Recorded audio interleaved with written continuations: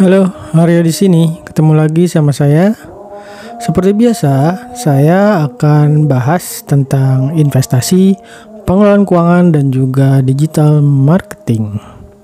Tujuannya tentu saja supaya saya bisa bantu kamu untuk bisa bebas finansial. Kali ini saya akan membahas tentang saham Telkom.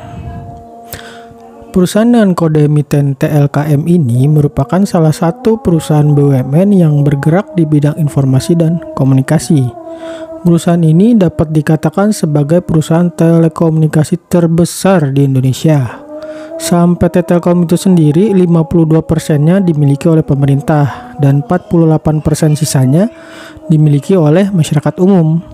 Produk PT Telkom yang cukup terkenal oleh masyarakat antara lain IndiHome sama Telkomsel. Perusahaan ini didirikan pada tanggal 6 Juli 1965 dan melantai di bursa pada tanggal 14 November 1995. PT Telkom saat ini dipimpin oleh Riri Adriansyah sebagai Presiden Direktur. Beliau itu bergabung dengan Telkom sejak tahun 90 dan latar belakangnya adalah teknik elektro ITB. Berdasarkan ekuitasnya, Telkom memiliki kenaikan dibandingkan periode sebelumnya, naik dari 145 triliun rupiah menjadi 153 triliun rupiah. Sementara laba ruginya juga meningkat dari 6 triliun menjadi 6,1 triliun rupiah.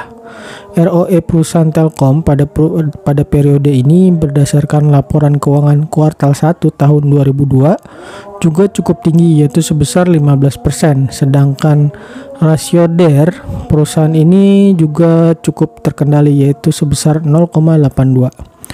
Rasio ROE yang cukup tinggi mengindikasikan kemampuan perusahaan dalam menghasilkan keuntungan dari penggunaan modal juga cukup tinggi. Sebagai informasi, saat ini standar rasio ROE yang wajar adalah 10%.